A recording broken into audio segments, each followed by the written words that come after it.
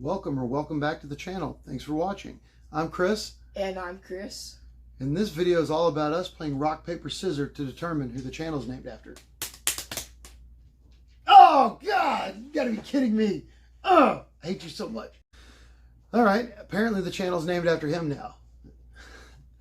Anyway, this video is actually about me building or rebuilding or refreshing or whatever the world's most white trash Ford 302 short block. All right, so this video took about 3.5–4 months to make, to assemble this short block, simply because there were some mistakes made. I made some mistakes, someone else made some mistakes, some companies made some mistakes, there's some miscommunications, and I work overnights on a rotating schedule, so it's really difficult sometimes to reach people that work Monday through Friday 8 to 5, especially if they're on the coast. You know, if they're on the East Coast and the West Coast, it really makes things difficult. So there are a lot of missed emails and a lot of miscommunication, and that's why this took so long. But it's kind of long, and I rant and ramble quite a bit, but hopefully you'll enjoy it. Thanks for watching. I forgot to mention earlier, there was also a few weeks where Junior was out of commission and a few weeks where I was out of commission. So it didn't actually take us 3.5 months to build this thing. It's just life happened. So back to the video.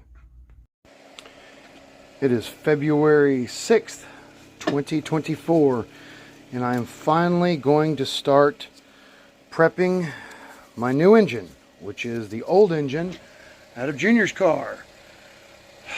But of course I can't just move on and get one thing done.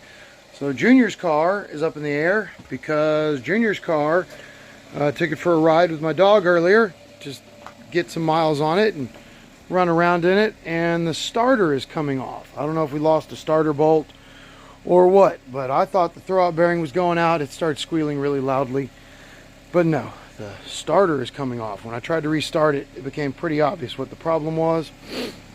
So I've got it up in the air trying to cool it off. I gotta see if I can reattach the starter, and if I can reattach the starter, then I have to make sure it's going to start. Hopefully I can just get new bolts in it, some thread lock, and be done. And then just for fun, my daughter's car has been overheating lately. I'm trying to figure out what's going on with it, warming it up, and I'm going to see if I can find the source of the coolant leak when it warms up. But as soon as I can move one of those cars out of the way, I'm going to take this one out and start the cleanup process on it. So for anyone who isn't familiar with this engine, this is the one that came out of Junior's car. From the outside, it looks like 100 or 200,000 mile just beat down plain Jane engine, 80s 302.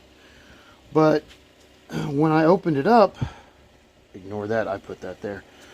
When I opened it up, despite it sitting and having a lot of corrosion from sitting for a long time, down in the water jackets being rusty, the water pump being rusty, all the accessories being rusty, the engine looks really, really good. The lifter bores look brand new. More importantly, the cylinder bores look brand new. There is no lip on this thing. There's a little bit of carbon, a little bit of soot, but there is nothing that is gripping. All 8 cylinders look brand new, and now I've been letting it sit for a little bit. Now there's some surface rust gathering. I haven't kept it oiled well enough, but I'm just going to hit this thing with a hone, and I'm going to send it. I'm going to rebuild it, and heck, I could have just taken it apart and run the short block as is when we took it out, but it's been sitting around for 6 or 8 months now, 8 months, and I took it apart. So the crank journals look beautiful. Now this is a little bit of surface rust. You can see it's wiping off. It's been sitting in the open, but the crank journals themselves look amazing.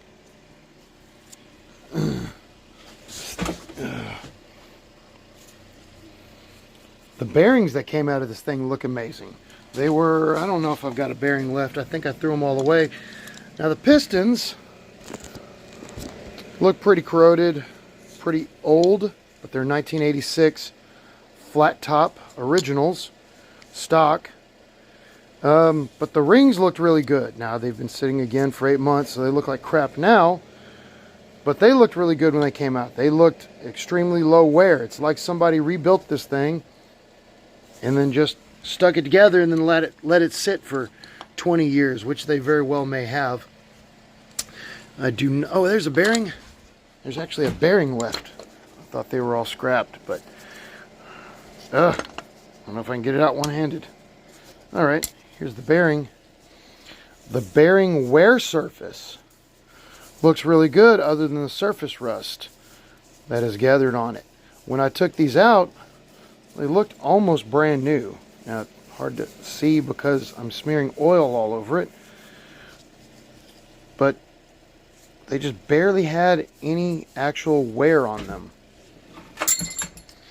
Not really sure that I can show you the cam journals without removing the crank, and I don't wanna, so I'm not gonna. But the cam journals, or the cam bearings, are pretty good, minus some surface rust that started gathering on them from not being oiled well enough. I took off the cam retaining bolts and cam retainer.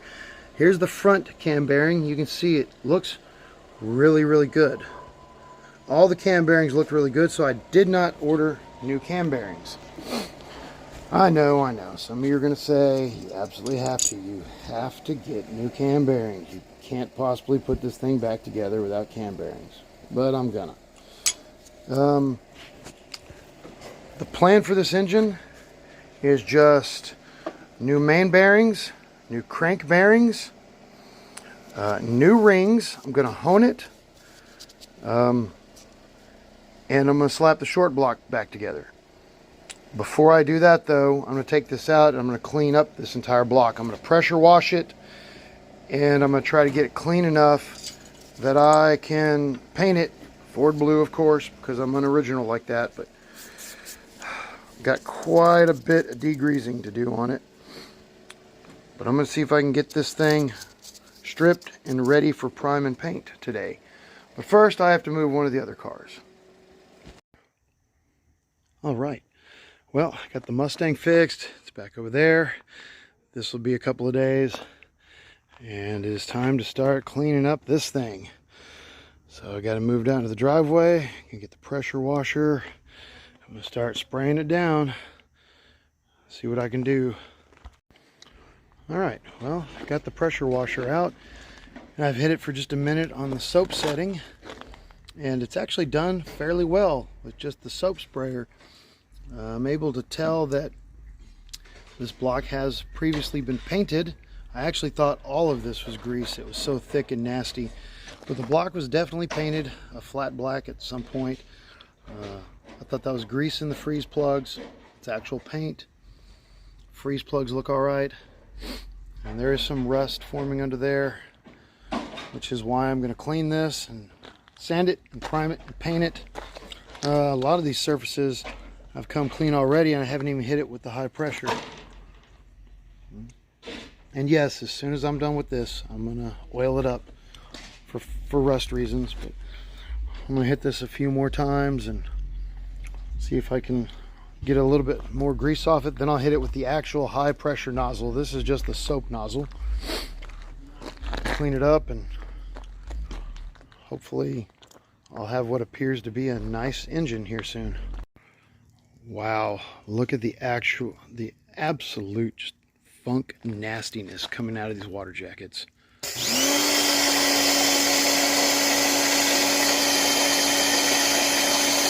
May not show up well on camera, but that is just rust and brown over there. It's hideous.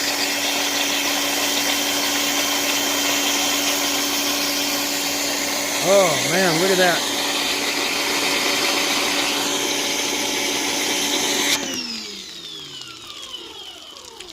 And that is because, I don't know if I can zoom in there. You can see that. This block sat for a long time, most likely in water. This side in particular is horrible. The other side wasn't so bad.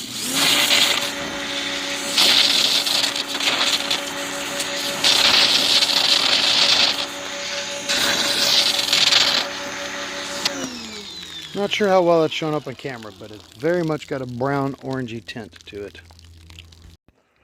I am done pressure washing. I got multiple layers of grease and crust and nastiness off. Also got some of the paint off. One thing that was pretty obvious is that these uncouth savages just rattle canned some flat black over the rust. They didn't clean the block or do anything. It's all rusty and nasty under the old paint. Myself, being a very couth savage in Neanderthal, I'm at least going to hit it with some rust reformer, try to turn that rust into primer, and then paint it Ford blue, of course. But yeah, there was a whole lot of rust under this thing, under the paint, in the painted areas.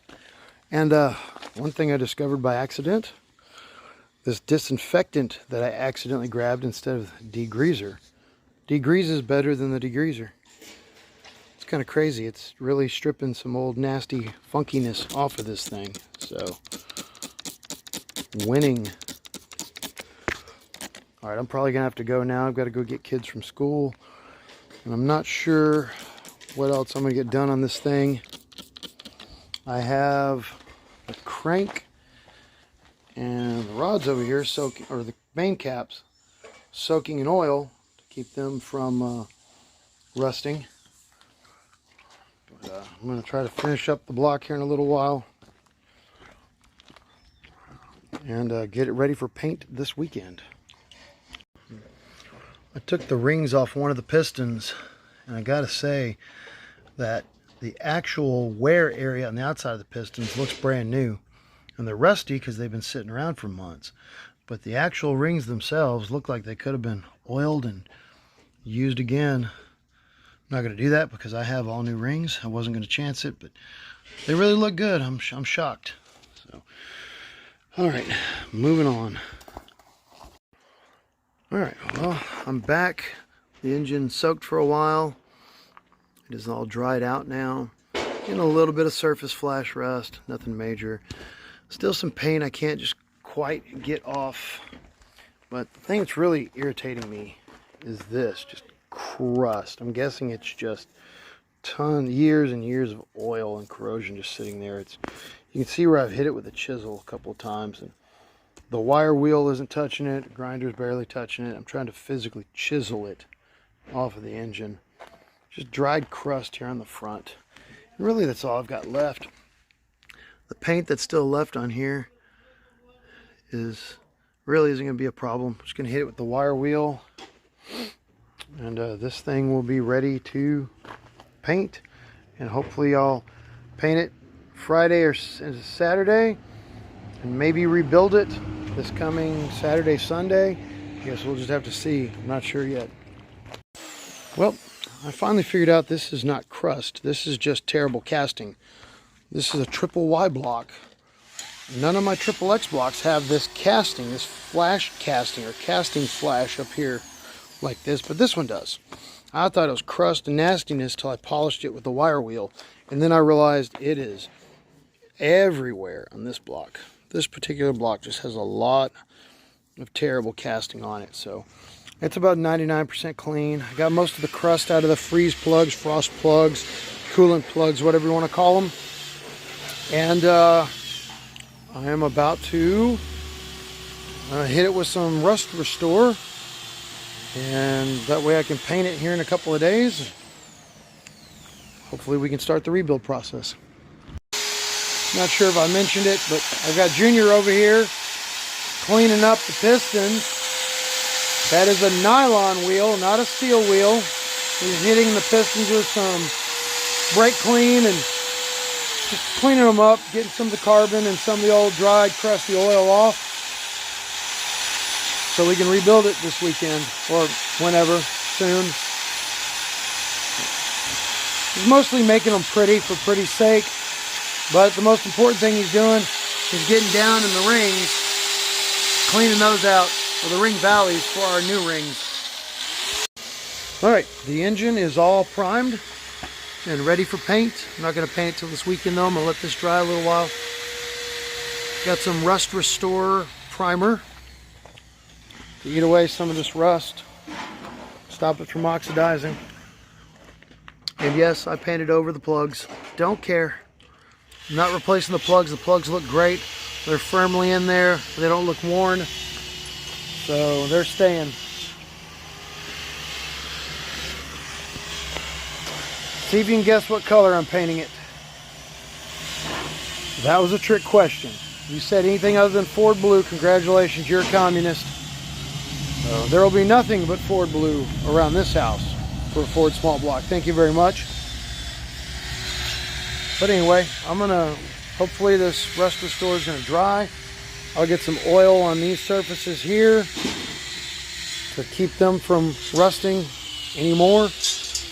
And I'm going to put it away for a couple of days till I come back to paint it and then rebuild it. All right, the block is primed. I've come back through all the surfaces that are exposed to metal and just rubbed a light little coat of oil on them, especially down in the bores, just to keep from coming back here in a few days to a rusted out husk of an engine, because this thing is already flash rusting. So this weekend, the plan is to pull it back out, paint it Ford blue everywhere.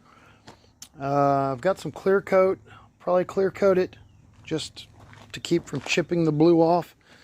And then I'm gonna try to do that Friday, and then Saturday it's time to start rebuilding it. We'll hit it with a bore hone just for a few moments to clear the rust out. We'll start ringing pistons and we'll start getting bearings out and getting this thing ready to rock and roll. Here's the world's worst assistant, still working on his job. How's it going, Chris? Good. You having fun? Mm-hmm.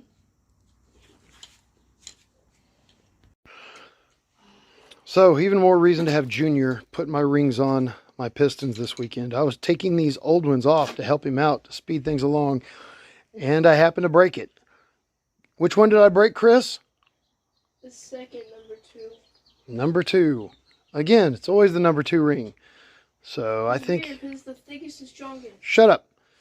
I don't care if it's the thickest and strongest. I'm the clumsiest, apparently. All right, so anyway, these are old rings. Doesn't really matter. I wasn't going to even keep them, even for spares or anything, so no big deal. I just thought that was funny. I'm trying to take these off and snapping number 2 rings. Using my last couple of minutes of daylight to come in here and tap all the bolt holes on the bottom of the block, the main journal bolt holes. And I'm glad I did. They are just nasty and disgusting inside. So I'm going to tap every hole in this block before I put a bolt in it, including the ones that already have bolts in them. I did the front of the block already, and God, they were crusted. You can see all this garbage that's coming out of these. It is finally time to paint. Got a little bit of royal blue from Ace Hardware, and made sure there's nothing on the surfaces that need painting, and I'm about to start rattle canning this thing. Finally. I'm going to start by taking the engine off, putting it on the ground. We kind of forgot to do the back of the engine block that's in Junior's car right now, and it looked pretty rough. So I took this off the engine stand. I kind of hit it with some rust reformer the other day while I was on the engine stand, but I couldn't really see what I was doing because of the engine stand. Did an alright job. I'm going to touch up a few spots just that are starting to rust a little, or were already rusted. And I'm going to touch it up a little, then I'll put it back on the engine stand and paint everything else blue. I'm not going to paint the back of this thing blue. First coat of blue is on. Despite our best efforts, the weather's not the best. Paint's not sticking the best. I'm going to let this dry a little bit. Hit it with another coat. Come some of the places where it's not sticking the best. And then I'll hit it with some clear coat and And then tomorrow, before I start building the engine, we'll go through and hit anything, any mating surface we accidentally oversprayed. We'll clean it up. But that's about it for the paint. It is royal blue, as close to Ford blue as I could get. So while we're working on painting the engine, Junior's car is down again. Caster camber plate is broken, which is why this tire out here is sticking out so far. And this one is sticking out slightly less. This one is catching the fender and rubbing all of a sudden out of the blue because of how it's positioning, and you can hear it knock. Well, that's not a knock, but anyway, trust me, it moves. If the hood was open, you could see the caster camber plate moving. And I've got Junior underneath his sister's car trying to get an upside down hose clamp down here on the lower radiator so we can replace the cracked radiator. Good job, bud. Yeah, just yank that off there and prepare to get wet. Oh, no. No, I'll pull it from the top. Go ahead and come out, buddy. It is the next day. Our engine is nice and dry and pretty and ready for assembly. My master genius plan for the day was to push the engine back outside and assemble it out here because the weather was absolutely perfect and beautiful yesterday. It is no longer perfect and beautiful, and it's pouring rain, and unfortunately I was dumb enough to leave some tools out here yesterday and they got rained on. So I've got to start my day with some cleaning and drying of some tools before I can get started. A quick refresher about this engine. I can't remember how much I've talked about it in the past. This is a 1986 roller engine. It came in my son's 1982 Mustang GT. It was apparently a donor engine. As you can see, it's clearly a roller. It came with the E6 flat top pistons, and it came with the E6 garbage heads. It doesn't even appear that it's been rebuilt before. This has Ford stamped factory sized bearings. All the bearings were original. They appear to be, I mean, someone could have at some point bought new Ford bearings from Ford, but these are stamped as the Ford factory bearings that came in this engine. Everything is factory sized. When I checked the bore was standard size. It did not need to be overbored. What am I trying to say? The crank journals, the rod journals, everything's factory sized. Nothing appeared to need to be overboard. And so this isn't a rebuild so much as it is just a refresh. I am going to hit the cylinders with a little ATF and a hone just to clean them out. This has not been to a machine shop. I could go on a long 30-minute rant about our local machine shop and why I'm not going to go back. Let's just say they broke my last set of pistons that they had, put them in the box, lied about it, didn't say anything. I was not happy with them. I was not happy with the work, nor the ever-increasing price after I dropped off the engine, how everything doubled in price. So this does not need to go to a machine shop to be a factory rebuild and just for a little street engine. You do not have to pay machine shop extortion fees. It's not necessary. And I know for some reason nowadays everyone says that it is. You absolutely have to. You have to machine every engine. You can't put anything in an engine. Except that 100 years of hot rodding says that we throw new rings and new bearings in old engines all the time, and they run for a really long time. Anyway, rant off. This did not go to a machine shop. We're doing a garage refresh, not a true full rebuild. And we're just going to slap this back together with all new hardware and get this going. Well, I ran out of ATF. I forgot I had to refill my daughter's transmission, but I got some engine oil over here and hit it real quick with a regular hone. I don't use a dingle ball hone or whatever. I'm just using a straight edge hone, a regular cylinder hone. I made about 10 quick passes just to get surface rust off the inside of the bores, and they're pretty good. So I'm about ready to move on. Maybe one of these days my assistant will wake up and come down here and help. I guess I should clarify what I was saying a little while ago about machine shops. I'm not anti-machine shop in any way. I'm just against the thought that every single engine has to come out, and that comes out and has the heads taken off it or has a bearing pulled out of it absolutely has to go to the machine shop no matter what. That's ridiculous. If your engine doesn't need bored and the crank doesn't need turned and the rods don't need adjusted, you don't have to take it to the machine shop. And if you don't know, find someone and ask them. Find someone you trust and say, hey, look at this. Do you think this is okay to rebuild, or should I have it machined? And of course, if you have pitting and rust and your engine's in terrible condition, of course, take it to the machine shop. But if your engine just needs refreshed, the machine shop is probably unlikely to tell you, no, we don't want to make money and bore your engine. We want you to take it home and just refresh it in your garage. If you go to a machine shop and say, hey, I want you to bore my engine and turn my crank and do all these things, they're probably going to do it. That's how they make their money. If you don't need to do that, don't do that. If you need to do that, absolutely go and do that. I'm sure people will be freaking out. You have to go, you have to do this, you should always go to the machine shop. Go to the machine shop if you need it. I've got a block over here somewhere buried in my junk that will absolutely have to go to the machine shop. I just need to find one I can actually trust. Moving on. I've gone through with brake clean and a new rag and cleaned the mating surfaces on our main journals under here in preparation for bearings. Just because I am paranoid, I am going to get the tap back out and I'm going to tap all our bolt holes once again with a little bit of oil just to make sure they're nice and smooth and clean, and make sure our main bolts have the best opportunity to seat properly. I'm glad I went through and retapped my main bolts. Just from a few days ago, they were already kind of crusted over. I guess I didn't oil them well enough. A whole lot of stuff came out the bottom.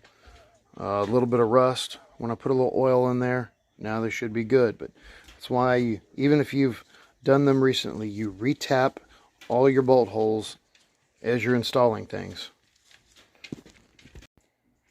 Look who finally woke up and joined me. Morning. I completely forgot that the first step is to install our camshaft. That's what we're supposed to be doing right now. So here's Junior with our Elgin E 1836P camshaft, and I think I'm going to have him install it. We're going to get our camshaft install lubrication out, our break-in lube, and we're going to get this thing installed. We have our Permatex Ultra Slick out. I have pre-lubed the cam bearings, and now I'm going to pour lube on the cam as Junior installs it, and we're going to put this cam in. All right, hold on. Pull that back out just a little and rotate it. Spin it around. Let's make sure we get lube everywhere. All right. Go ahead and put that first one in, and then I'm going to lube it as it comes through. Oh, that didn't even knock any lube off. Here, let me lube the next one. And I'm going to turn off the camera because you've probably seen a cam install before, and Junior's just going to install the cam. Here's our camshaft fully installed and ready to rock. Now we're going to move on and go back to doing the main caps, which we got a little bit of Permatex on, so I'll have to re-clean them, start installing bearings. We've gone back through and cleaned our main bearing mating surface with some brake clean, being careful not to spray any in our camshaft down there. And now we're going to install main bearings. Here is Junior installing our main bearings. We've been sure to clean the back of the main bearings, even though they're right out of the box. We've cleaned them, made sure that they're nice and clean, and they're going to stick to our mating surface just right. So I forgot to mention earlier, for this engine rebuild, I went all Summit bearings. These are Summit SUM 172100 For standard size main bearing on a 4302, I went with Summit main and rod bearings to save money. Here's hoping that they are good quality. But Junior has got our main bearings installed on the bottom. Now we're going to go get our main, we're going to lay our crank, we're going to get our main caps, get the bearings installed in those, and we'll be back. While Junior does final prep on the crank, I got the main bearings installed in the main caps and set aside, and I have put Permatex Ultra Slick break-in lube on the main bearings, being careful not to get any behind it, on top of the bearing or behind the bearing. I generally stick to a 3/4 principle. I put the Ultra Slick down on the bottom 3/4 of the journal so it can't possibly go and get in the tangs and get behind the bearings and cause them to spin. Here is Junior installing our crankshaft. He's going to go nice and slow, being careful not to knock any of our bearings off, or scratch them, or ding them, or dent them, or anything. Right, boy? Nice and slow.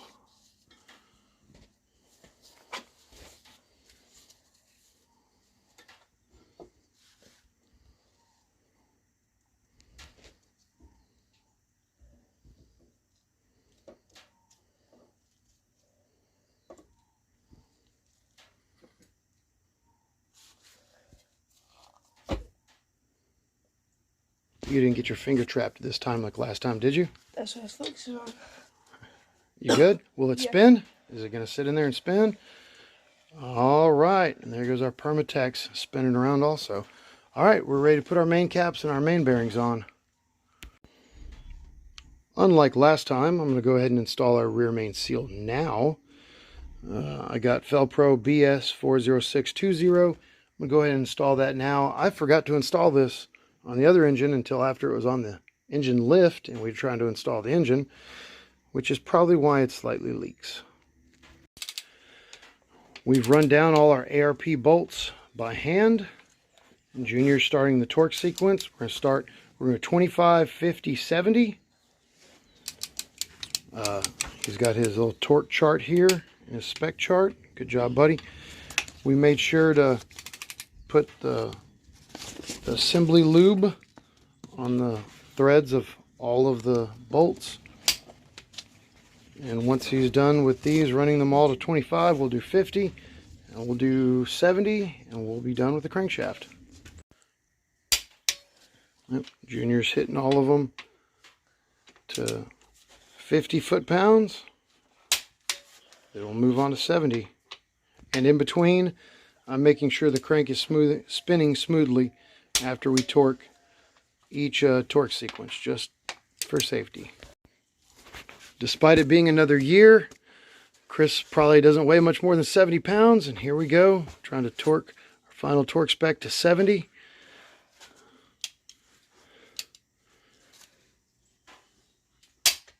All right, and after we do 70, I'll once again make sure the crank spins evenly and smooth, and we'll be moving on.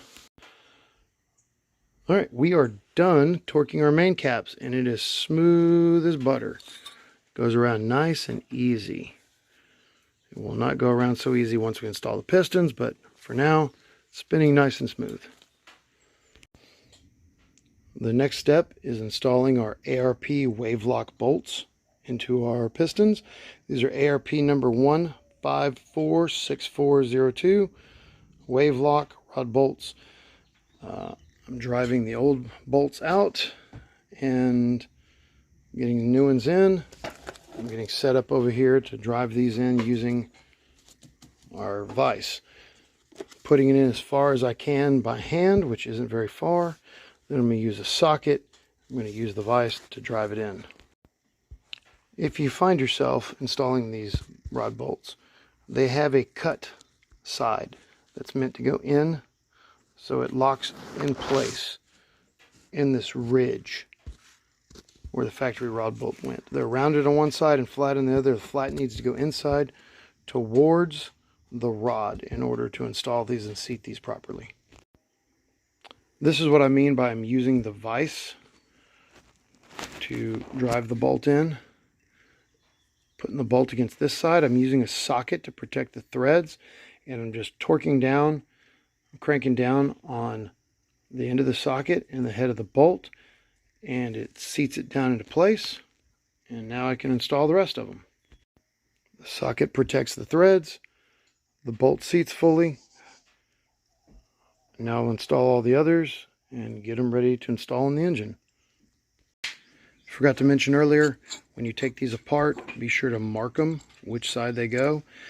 As you can see over on this one, the tang side will go on the same side as each other, even though they're offset. Mark these things so you can tell how they go back together, because you want them to go exactly the same way they came off. We have an assembly line going. Junior is driving out old rod bolts, and I'm installing the new rod bolts, one rod at a time. And yes, you can just drive them out with a hammer. You're not going to harm the rod. You might scar up the old bolt head a little, but so far all our bolts are actually coming out intact. We're putting them in a bag just in case we needed some kind of small bolt at some point in the future. However, I would not recommend using them to build a new engine, but they're still quality bolts for other things. All right, on to the next one. Despite this not being an instructional video, I want to give you a friendly warning that should you try to drive in one of these ARP Wavelock rod bolts just the slightest little bit crooked and the side of it is touching the rod, you're going to be in a world of hurt. They will not want to go in, they will not want to seat, then they will not want to come out. It's this one. This was the culprit. That took a lot of drive to get that thing in because it was not coming back out to reseat straight. So do not put these things in crooked.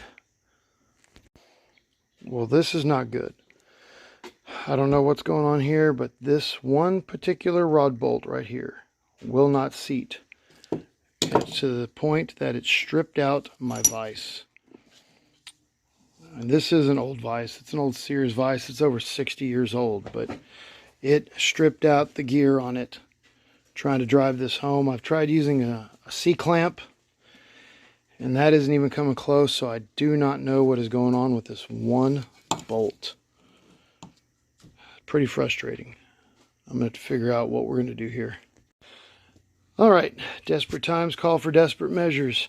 I got Big Bertha out of mothballs.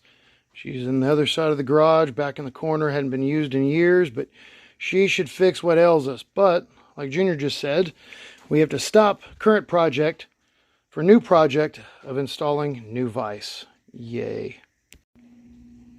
Bertha is installed, and she seated our rod bolts for us, but that was not fun. Even Bertha had trouble with that one, and so did I. A little bit winded, not happy. But they're in. And we have finally got all the rod bolts in. Big Bertha was up to the task, but we were pouring sweat on a humid February day. It doesn't even make sense. It's usually freezing and snowing this time of year, but it's raining, and it's steamy, and it's hot, and now we're exhausted. But Bertha was up to the task. First 4 rod bolts, no problem. The other half, absolute nightmare. All right, we're going to get to ringing these things, get rings on them, start to get them installed. All right, now on to piston rings. There's our piston ring compressor. These are sealed power rings, E251X. They're for standard bore, 4-inch bore. And we are going to put each ring in each piston and level it, measure it, and grind it to fit. I am going to do a slightly wider ring gap because I plan on possibly running nitrous on it someday, maybe. So we're going to go with a 2.2 to 2.4 ring gap. All right, here's Junior installing some rings. He's going to square them using the piston. Just push it in flush. The ring's completely flat. Pull it out. We check our ring gap. And our ring gap is not there. So we've already started on this one also.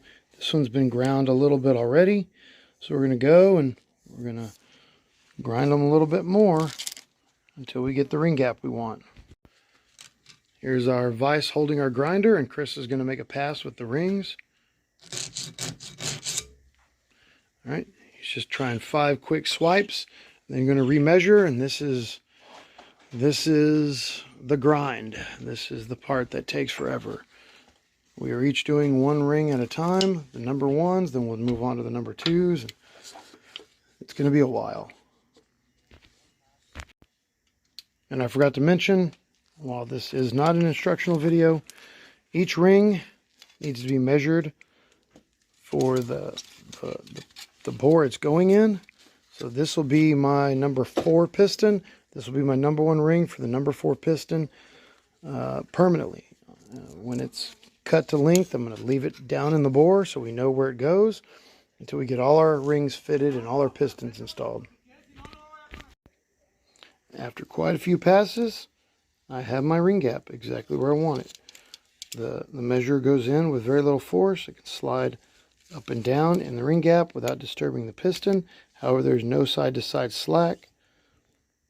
So that is my ring gap right there. So we have 1 ring ready now. We have run into a snag. We cut these piston rings to fit the bores.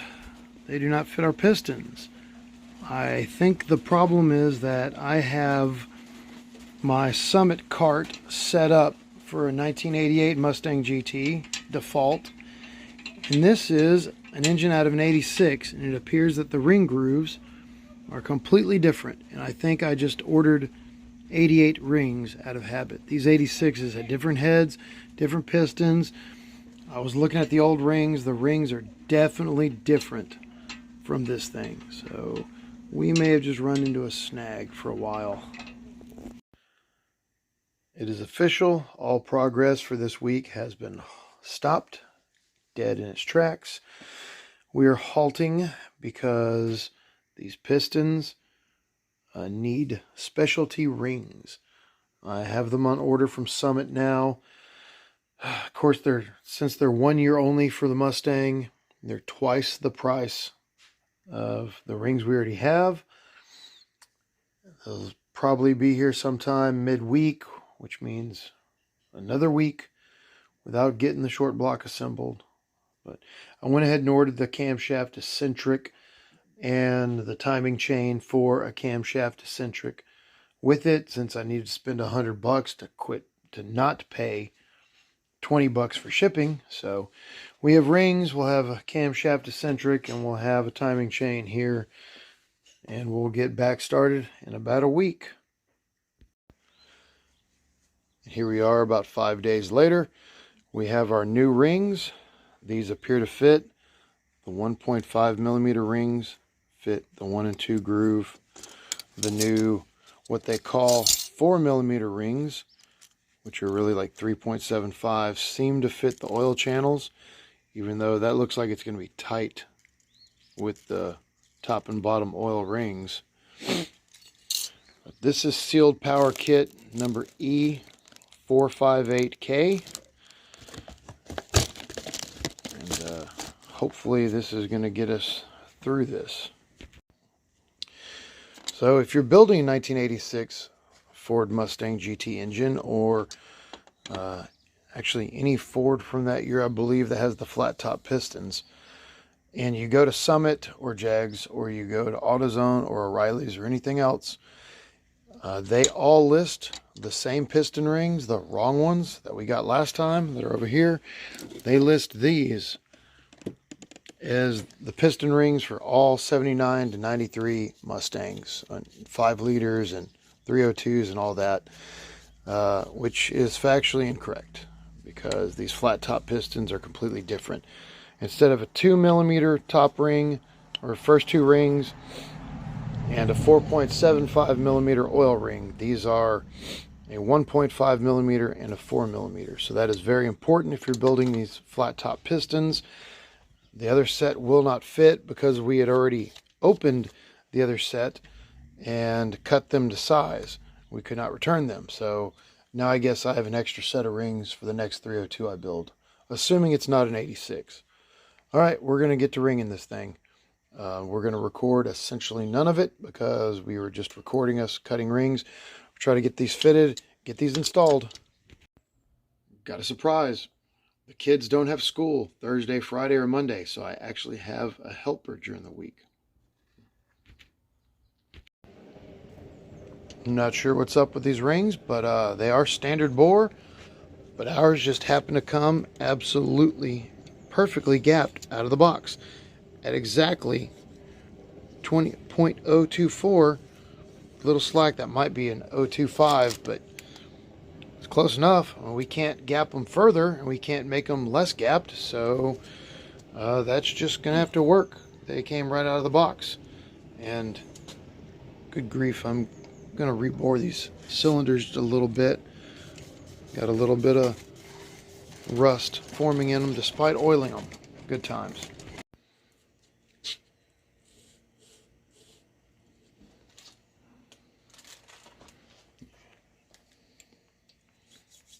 Junior installing and fitting our number 2 ring on our number 1 piston, and this will put us halfway through. We have already established that I am not to install piston rings because I tend to ugga-dugga them and break them. So he's installing all our piston rings. He's filing them to fit and installing them, and hopefully here soon we'll be done and ready to actually install the pistons. All right, all 8 pistons have rings that have been filed to fit the bores of each individual bore. We were 8 for 8 on number 2 rings, coming completely pre-gapped exactly where we wanted them. And we were 8 for 8 on the number 1 rings, having exactly 0 gap, so we had to file them to fit. Now the fun part, we get to install the pistons. This never goes well. This always sucks. Go ahead and tap it in. Try it.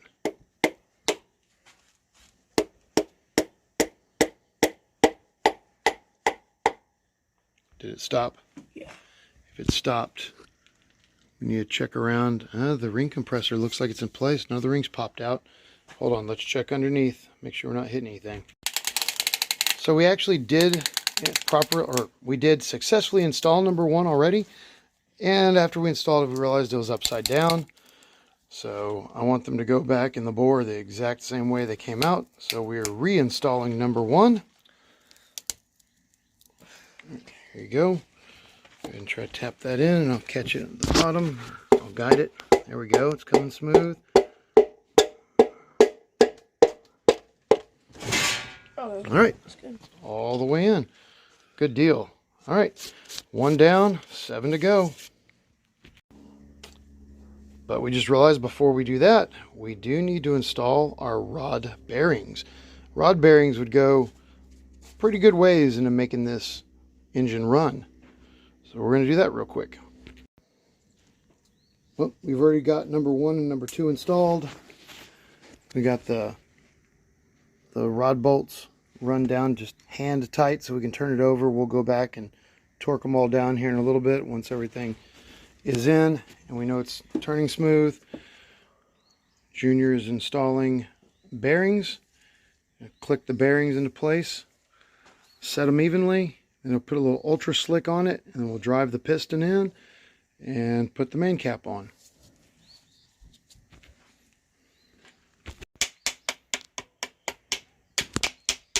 Junior's making our piston ring installer flush.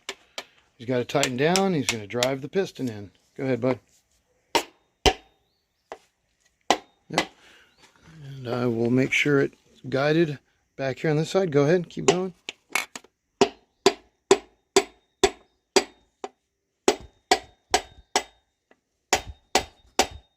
All right, hold on. Let's see what's going on. Did a ring pop out? No. Just being really stubborn. Give it a good whack. There we go. It's moving. Keep coming.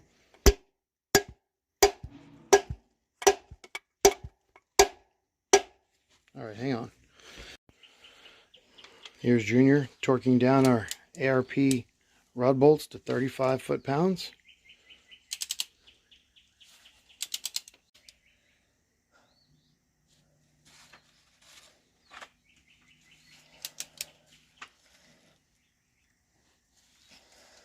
All right, let me check, see what's going on here.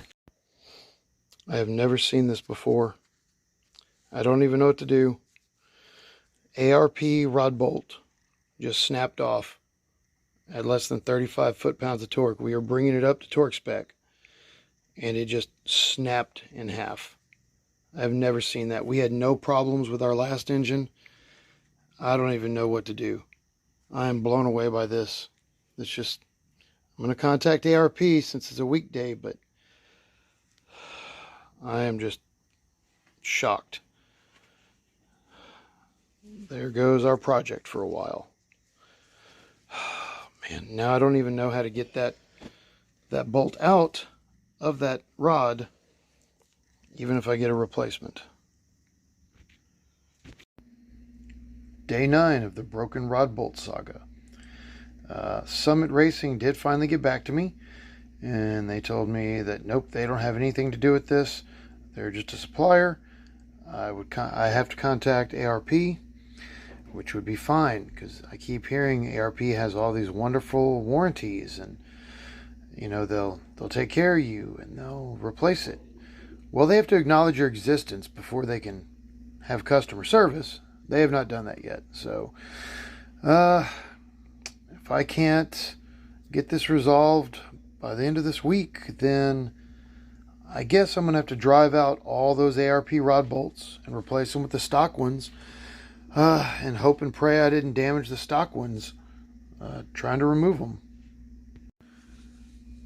Side note, I just remembered that when I was installing Junior's timing cover on his car, that aluminum timing cover completely ate and destroyed an ARP water pump bolt.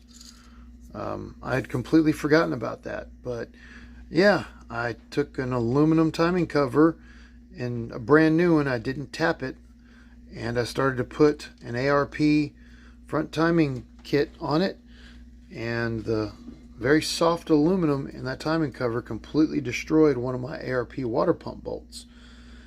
I had forgotten about that, so really starting to wonder about ARP bolts now, considering that this just twisted off. It should be noted that I cannot find a single other manufacturer of 5/16 stock replacement rod bolts for Ford 302 other than ARP. I can't even find any just AutoZone, O'Reilly's, Napa, just stock replacements to drive back in. So if you're in this situation and ARP bolt breaks, your two options are to put your old ones back in, it seems, or to spend all the money on an all new ARP kit and hope that you can get 16 bolts out of the two kits. That will work for you. It is Sunday, February 25th. Got exactly nothing done Friday or Saturday. I've been pretty demotivated about this whole thing. But today I decided I would get something done. So I've mocked up our Melling high volume oil pump, and I've mocked up the Moroso pickup tube for the 7-quart oil pan. And I'm going to try to get it lined up and see how that's going to fit and see what clearance issues we might have. I'm actually pleasantly surprised and shocked. It just sits on here perfectly flush and perfectly fine. Now obviously I don't know what's going on inside here as far as clearance and all that, but I'm going to figure it out. And yes, I know how filthy this thing is. It's been sitting around a long time. I cleaned out the inside of it.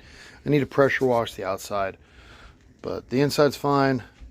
I'm going to get some clay. I'm going to put on the pickup screen, and I'm going to see what kind of depth we're looking at here.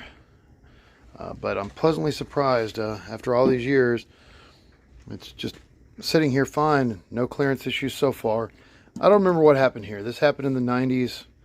I don't remember if it was in the shop or on the car, but something dented it. I'm going to go figure out whether I need to bend this back out. Well, I've just gotten started and I already have a problem. I've got a level across top of the engine. Each side of the engine is measuring exactly 7.5 inches high. The oil pan is measuring 8 3/4 inches on the side with the bigger dent and 9 inches on the other side. That's a problem. This pickup is specifically made for that oil pan part number. There's only supposed to be at least a 1/4 inch depth between this and the bottom of the pan, but my understanding is not supposed to be more than about 1/2 inch from the bottom of the pan to keep it from running dry. So even this mock-up isn't going to work today. It looks like I'm going to have to wait till tomorrow and see if I can reach Moroso on the phone and ask him about this. Make sure that that 1.5 inch depth isn't going to be a problem. I mean, I'm sure there's 1.5 inch oil in the bottom of the oil pan when it's completely full, but you know what happens after it's been running a while and the top half of the engine's been oiled, and 1.5 inch just seems excessive.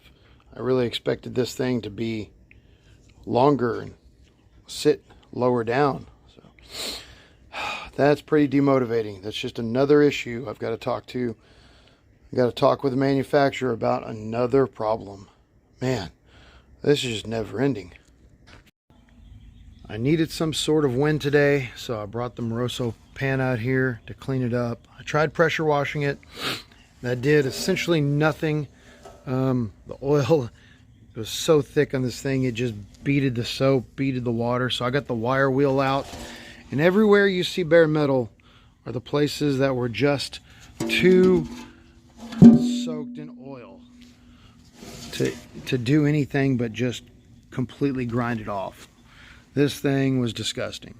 So I'm about to knock this dent out, and then I'm going to pressure spray it again because there's still some oil residue on it. Soap it, scrub it, and then I'm going to prime it and paint it. Alright, that absolutely did not work at all. It did not touch it. I think it moved a millimeter maybe, and all the time I pounded on it, yeah, it did not work at all. Loosen that sticker though. It's mostly because of this baffle in here. I can't get to that to hit directly on it. You can see where I hit it a few times. Didn't really move, so I'm just going to clean it up, paint it, and move on. Here's the oil pan with some rust reformer sprayed on it. Still drying a little bit. It's not beautiful, but it's better than it was. Here she is, all painted up. I realized when I was about halfway through this, I have 2 different royal blues from 2 different paint manufacturers. Junior's engine is a different royal blue than mine, and I'm pretty sure I grabbed the royal blue that matches his engine. Oh well, you're not going to be able to see this thing much. I know there's not a lot of point in painting this thing, but it made me feel better today. A couple of updates. It is Leap Day, February 29th, 2024. So I finally got someone on the phone at ARP regarding the broken rod bolt. No questions asked. They mailed me out 2 rod bolts. I don't have them yet. They're really, really cool. They didn't see the emails. Whatever happened there, ARP did not get the email. They didn't know anything about it. Anyway, as soon as I said something, they immediately sent me new rod bolts. They also sent me a return shipping label. They're wanting the broken rod bolt back so they can test it. But again, they sent me out 2 new rod bolts for free. No questions asked. My other update is I'm going to clay check this and demonstrate how much space is between this Moroso oil pickup and the bottom of the pan. The pan is on flush minus a gasket for now. I'm not using the gasket because the gasket is going to give us even more of a gap. I put a couple of inches of clay on top of the pickup, and I'm going to check it. And there's the clay. That is the gap between the bottom of the pan and the oil pickup. That is nearly 2 inches. That is 1 3/4 inches from the bottom of the pan. This is bolted down. Now there's no gasket in this, I mean, it doesn't need to be a gasket. The gasket's 100,000 thick or something. But I tightened everything down. Everything is secured. This is right out of the box. Moroso oil pickup for this pan and for this oil pump. If you want to talk about poor customer service, Moroso was the exact opposite of ARP. I didn't even ask them for anything. I wasn't trying to make a return because this would be a return through Summit. I wasn't trying to get anything for free. I just tried to speak to them about, hey, what do I do? How do I fix this? How do I, do I heat it? Do I bend it? What do I do? Is the bracket not correct? What am I supposed to do here? And I got talked over and talked down. No, no, no, bro. You don't know what you're doing. You don't know. No, no, no, that's not right. There's no way. There's more than a half-inch gap. It's not possible. We sell too many of these things. That doesn't happen. No, no, no, you're not measuring it correctly. You don't know what you're talking about. It just, man, talk about a nightmare experience. So I'm not even going to mess with it. I'm not going to mess with Moroso anymore. I'm sure that is just one piss poor representative of Moroso, not indicative of the entire company, of course, but I'm just not going to mess with them. I'm going to figure this out. I guess I'm going to heat this up at some point, or I'll probably start by trying to bend this bracket and try to raise this up. But I mean, you saw the gap there. You saw the gap. That is the gap. That's the gap I'm trying to fill right there. So that is, they did agree on the phone that is entirely way too big a gap. They did confirm the parts numbers for the pan, the pickup, and the oil pump. I gave them all the parts numbers. They said it did not make a difference that the oil pan was an older one. The design hasn't changed. So I don't know what is going on with this, but I've got to figure this out before I can even reassemble the rest of it. I believe it's March 5th now. The other day, after I recorded my last video segment, my ARP rod bolts showed up. They kind of came late in the evening. I haven't been able to do anything with them since, but they're here now, so I'm hoping to get the old ones driven out so I can send them back to ARP and move on with assembling the engine. But I have a lot of other stuff to do today. I'm not sure if I'm going to get to assemble the entire short block or not. Junior's in school, and he will be for the next few days. So I'm going to see what I can get done. I've got our new rod bolts slid into our number one piston. Luckily, they went in nice and drama-free. They just went straight in.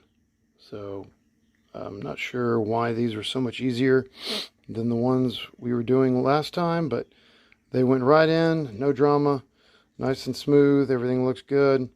Sadly, I'm not going to get to install them today. I'm out of Plastigauge. I'm going to order a new Plastigauge, and I'm going to Plastigauge every single individual rod journal as I torque these down to check rod clearance and everything to make sure we don't have a problem, to hopefully not break any more bolts. So that's going to be a few days. And I've got some other things I've got to do around here, both on the car and around the house. So that'll be it for today. It is April 20th or 21st. I'm not even sure. Anyway, I'm just now getting to work on the engine again for the first time in over a month. I decided to strip the entire short block all the way back down to bare and start over again. Got some rust in the cylinders. I thought I oiled them well enough. Been sitting a while. Oh God! But you can see that is not burned oil. That is rust caking on there. So I'm going to re-oil, and I'm going to hone this out a little bit more, clear up that rust, and then I'm going to start the short block assembly all over again. I've finally got some Plastigauge. I'm going to Plastigauge the crank, Plastigauge each individual rod since we had the incident with the broken bolt. So I just feel more comfortable starting this whole thing over from scratch. I'm not going to show you all that. I'll show you one main and one rod Plastigauge unless there's a problem, And then hopefully I'm just going to slap this short block back together. Hopefully no more rod breakage, and I can just finally put this to rest. For anyone unfamiliar with Plastigauge, this is what it looks like, or rather, that was the piece my kids are kind enough to cut off. It comes in a strip like this, and you cut a small piece like that, and you put the actual wire that's in here on each of the bearings, the rods, everything. You torque it down to spec, and then you measure using this, and we're going to do that right now. And here's what the Plastigauge actually looks like. It's about the size of a fishing line. It's this clay plastic stuff, and you cut a little piece off, and we're going to get to that right now.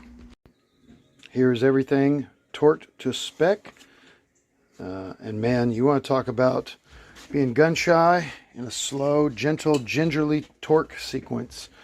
I took my time and was scared to death to break anything after the last incident, but everything's torqued to spec. I want to thank Dylan De La Fuente for letting me borrow another torque wrench, since ARP thinks my torque wrench may be out of spec, which is why Junior is able to just twist one of their bolts in half. And now the stuff, the Plastigauge is in here. I did all 5. I'm going to pull these off. I'm going to check them. I'm going to show you what they look like. I've loosened the bolts. Now I've got to lift this up gently. Try to get it straight up without disturbing the Plastigauge. You've got to be kidding me. The bearing. Oh, nope, there it is. I thought it stuck to the bearing. There it is. There's what's left of it. I know it's hard to see. We're going to go measure that. That is not showing up well on camera, but that is right at 0.002. And that is within tolerance. That's right about where we want it to be. So that's not bad. Going to go ahead and measure all the others, and unless there's something bad wrong, I'm not going to show you. We're going to move on to rod bearings. Someone finally decided to join us, but I give him a pass since he gimped himself. Yeah, he's not much use lately, but I'm going to show him the Plastigauge and how it works. I'm moving on to number 2. All right, all the mains went on fine. They're all the exact same tolerance. They were all exactly perfect at 0.002, which was kind of surprising, considering this is a 38-year-old engine that standard bore, never been in a machine shop. So pretty surprising. All standard size bearings. So now I got to move on. I'm going to hit the hone a little bit, I'm just going to take that out by hand. I should have hit the hone when I had the crank out, but I'm going to take the rust out of the cylinder and then put the pistons in. All right, number 1 and number 5 are torqued down with Plastigauge inside them. Let's take them apart and check tolerance. All right, number 1 and 5, rod cap are off. The suspense is killing me. Can you see that point? Maybe could be argued it's just a little bit tiny wider than 002. Let's see, this is a better example. Unfortunately, the bearings took part of it. Look at that. Look at that, 0.002. And this one is about the same, except I kind of smeared it on the way out. About 002. I know it's hard to see.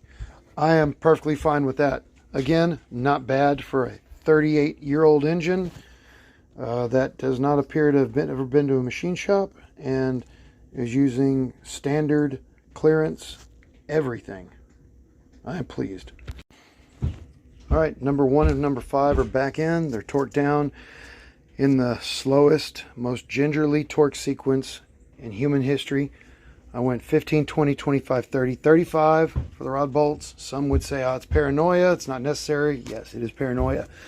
I do not want to snap another rod bolt. I believe it was number 2 that Junior snapped the rod bolt in. So I'm going to be sweating bullets doing that. But I'm going to go through the whole rest of the engine. I'm going to Plastigauge every rod. And unless there's a major issue, you're not going to see any of that. And hopefully the next time you see this, it'll be a complete short block and it will be spinning. All right, and here we are, all assembled. Every rod cap was within spec. Plastic gauge, great. Again, for the third or fourth or 20th time, pretty amazing for a 38-year-old engine that has never been in a machine shop. You can see it turning. I can't really turn it well with one hand and video with the other, and the boy's not available. But here we go. I mean, you see it turns, and actually it doesn't turn that badly. I'm just trying to turn it at the same time I'm videotaping. Here we are from the top side. It's a beautiful sight, seeing pistons going up and down. Oh God, I can't tell you how badly I needed to get this done to carry on. This was important. Carry on building engines. Jeez, I didn't mean that to get dark. No, I meant I needed this to get done just to carry on building this engine and get this car together. I'm breaking things. Just to be motivated. I needed to see these pistons turning in order to get back in the spirit of things. Good God, this thing rusted quick. Down in the water jackets. Anyway, so the short block is assembled. Still don't know what I'm going to do about the Moroso oil pickup. I really wanted this all together, be able to flip it over, be able to put my pickup on, be able to put my oil pan on. I just wanted to be able to see that completed part, but it is not to be for now. I don't know if I'm going to release this video now or wait till the whole thing's together or what I'm going to do, but big victory. I'm happy, tired, but happy. Oh, and I found out it is April 20th right now, so yeah, anyway, I don't know if this is the end of the video or if I'm going to carry on doing more stuff, but see you later. It's May. I completely forgot that I had my brand new Cloys adjustable timing chain set and my comp cams finishing kit sitting here, so I can assemble, or I can attach the camshaft to the crankshaft now. Completely forgot this stuff was sitting around. So I'm going to go ahead and do that, and I may try to get my oil pump in here in a little bit. The only thing I don't like about the Cloys timing chain set is the little emblems here. One of them's retard, one of them's advanced, one of them's zero. I wish they would just put a plus, a minus, or an A and an R and a zero. According to the little guidebook here, for the Ford factory keyway, why won't you zoom in? Zoom in. Focus. Jesus. According to that, it's this round top one. So we're going to go with that. That's what I did on Junior's car. So we're just going to put that in. Top dead center, 0 degrees, no advance, no retard. I could have sworn that the comp cams finishing kit came with a long and a short cam dowel pin, because my cam does not have a pin in it. It does not. It only came with one size. I'm hoping this is the right size. Alright, dowel pin is installed. It went in fairly well, fairly easily. It's bottomed out. Now let's hope it's going to fit with our comp cams manual fuel pump eccentric. It looks kind of long. I don't like that. I had to cut Junior's down when it got stuck in the cam, and I'm thinking this one's too long also. It initially looked a little too long, but our comp cams manual fuel pump eccentric does sit on here pretty well, so I guess it's the right length after all. There's our chain installed, dot to dot, 0 degrees. And here we are, all torqued down. There's that comp cams 2-piece fuel pump eccentric. It's still working on Junior's car, but you definitely hear this when it's running. Not really fond of that. Here's our Melling high volume oil pan or oil pump and gasket installed, along with our drive shaft. And I'm going to go ahead and hook up the pickup, the Moroso 9-inch 7-quart oil pan pickup for this thing that does not fit properly, and take some more pictures of it and get back with Moroso and get back with Summit and see if I can finally get this issue resolved. I kind of suspect that this pickup tube is actually designed for a stock oil pan. I think they sent me the wrong one. Pro tip, do not torque down your oil pump until this is all set and hooked up, because I could not get this stuff to line up with the oil pump torque down. This is what I suspected. This is a stock oil pan pickup for a stock small block Ford, and it appears to be the same exact depth as this Moroso. And I suspect when I go find a stock pan to put on this Moroso will fit fine on a stock pan, which would be great if I wanted to use a stock pan, but I want to use my 7-cord 9-inch pan. As I suspected, here's an old beater stock pan I just had sitting around, and it just goes right on top of the oil pickup. So maybe Moroso's right, maybe Summit sent me the wrong part, maybe this really is maybe it's not their fault. I mean, it is definitely 7.5 inches versus 8 3/4, but this may be a Summit issue, not a Moroso issue. It is May 22nd. I have not recorded anything in quite a while. After a back and forth, Summit finally decided that they would take back my Moroso oil pickup tube. When I got this out of the box, I just bolted it on right now. I can already tell this thing is taller. This thing was about at the level with the oil pump before. It is much taller, so hopefully this is the correct part number. I would like to thank Summit Racing for taking that oil pickup back, even though it was outside the return window. No questions asked. They sent me a return shipping label, took it back and sent me this one, and the whole turnaround was like 3 days once it was decided that there was a mistake made. So thank you, Summit Racing. Uh-oh. Oh, man.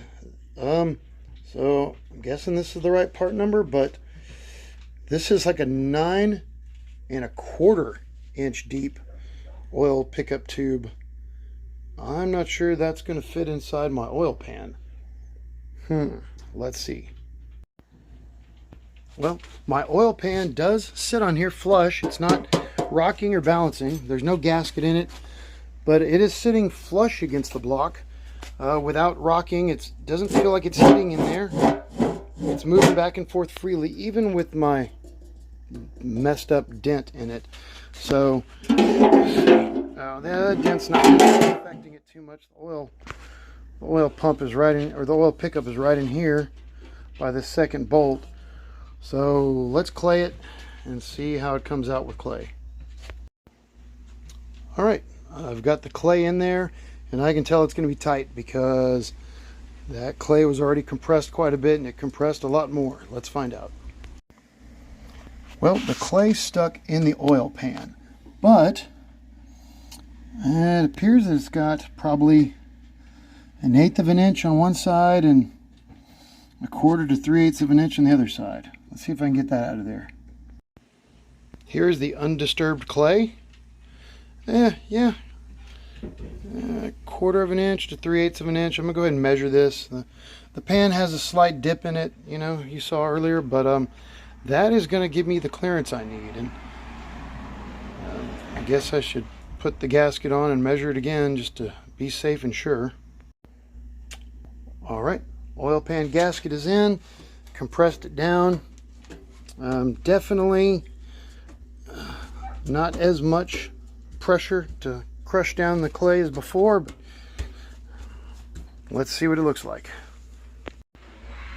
Keeping in mind that my oil pan, the bottom of my oil pan is not level and is kind of jacked up, this is what we're dealing with.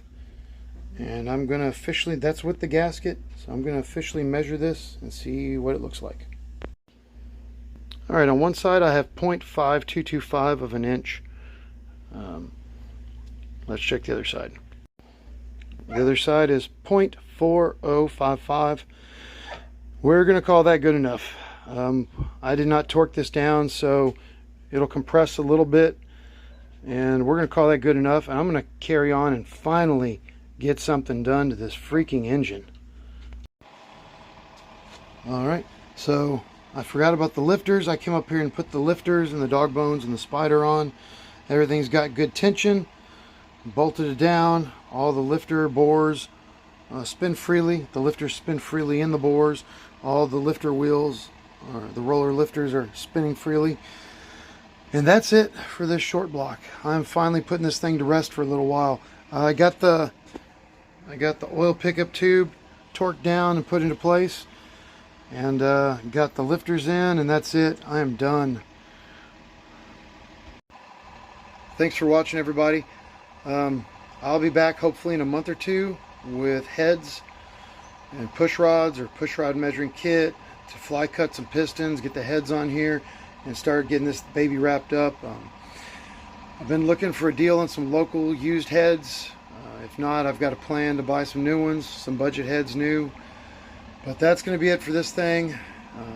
Got some paint drying on some other parts, but I'm not even going to put those on until I assemble the long block. So thanks for watching. Appreciate it. It was a long time, but ultimately worth it.